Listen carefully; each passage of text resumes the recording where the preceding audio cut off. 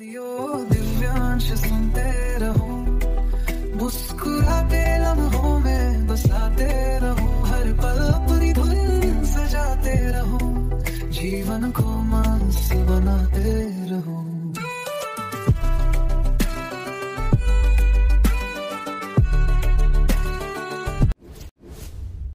नमस्कार, मी आहे आरजे स्मृती आणि तुम्ही ऐकत आहात रेडिओ दिव्यांश।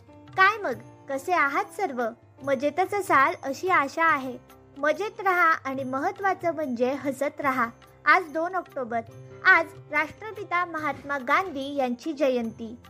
2 ऑक्टोबर हा दिवस जगभरात आंतरराष्ट्रीय अहिंसा दिन म्हणून साजरा केला जातो। मोहनदास करमचंद गांधी यांचा जन्म 1869 मध्ये गुजरातमधील पोरबंदर येथे झाला। त्यांच्या वडिलांचे नाव करमचंद गांधी होते, तर त्यांच्या आईचे नाव पुतळाबाई असे होते। महात्मा गांधी यांनी त्यांचे प्राथमिक शिक्षण पोरबंदर येथेच पूर्ण केले।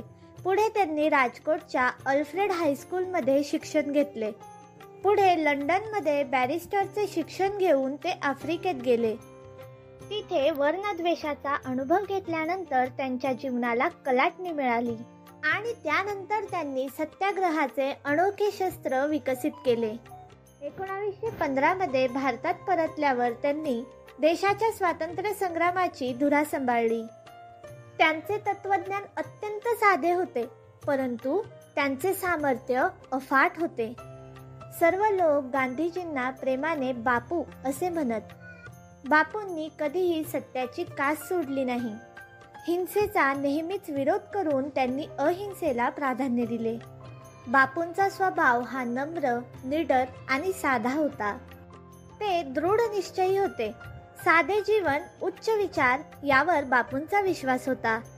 लोक महात्मा गांधींना राष्ट्रपिता म्हणूनही संबोधतात। महात्मा गांधींनी आपल्या देशाला स्वातंत्र्य मिळावे म्हणून अतोनात प्रयत्न केले, त्यामुळेच त्यांना हे नाव प्राप्त झाले। स्वच्छता ही देवाच्या भक्तीपेक्षा कमी नाही असे बापू नेहमी म्हणत। बापूंचे विचार स्मरण करता करता एक चारोळी सुचली, ती अशी: सत्य आणि अहिंसा यांना धर्म मानले, सत्य आणि अहिंसा यांना धर्म मानले। बापूंनी स्वच्छतेचे कर्म नेहमीच जपले। त्यांच्या विचारांनी आजही प्रेरणा मिळते, त्यांच्या विचारांनी आजही प्रेरणा मिळते। बापूंचे तत्वज्ञान कोणत्याही अडचणीत मार्गदर्शक ठरते। सुनते रहो, मुस्कुराते रहो, हर पल को प्यार से सजाते रहो, कभी मस्ती कभी बातों का रंग, रेडियो दिव्यांश की संग।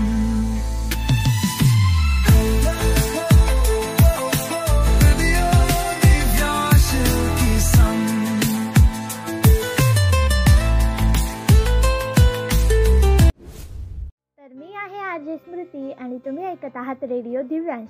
आपण महात्मा गांधी यांच्या जीवनाबद्दल आणि त्यांच्या कार्याबद्दल बोलत आहोत।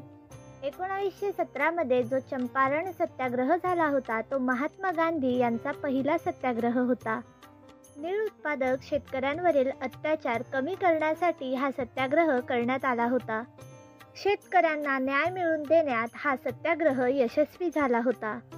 पुढे 1930 मध्ये दांडी यात्रा म्हणजेच मिठाचा सत्याग्रह करण्यात आला।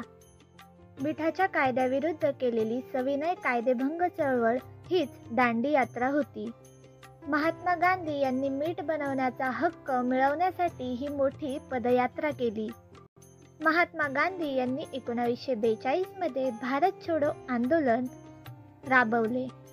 या आंदोलनास ऑगस्ट क्रांती असेही म्हणतात। ब्रिटिश अधिकाऱ्यांनी तात्काळ भारत सोडावा हा या आंदोलनामागील महत्त्वाचा हेतू होता। महात्मा गांधी यांनी जनजागृती करण्यासाठी अनेक वृत्तपत्र सुरू केले। महात्मा गांधींनी इंडियन ओपिनियन, यंग इंडिया, नवजीवन आणि हरिजन ही प्रमुख वृत्तपत्रे सुरू केली।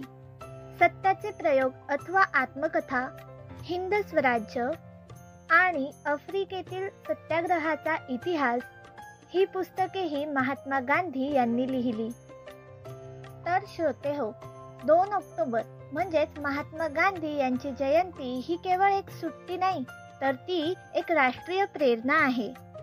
बापूंचे जीवन आपल्याला शिकवते की सत्यनिष्ठता, साधेपणा आणि दृढ इच्छाशक्तीच्या बळावर एक सामान्य माणूसही इतिहास बदलू शकतो. चला आज संकल्प करूया की आपल्या जीवनात बापूंच्या एका तरी चांगल्या विचाराचे पालन करू आणि सत्याची कास धरू. याच विचारासह महात्मा गांधींना विनम्र अभिवादन करते आणि इथेच थांबते. पुन्हा लवकरच भेटूया. तोपर्यंत रेडिओ दिव्यांश ऐकत रहा, हसत रहा आणि रेडिओ दिव्यांशशी जोडलेले रहा.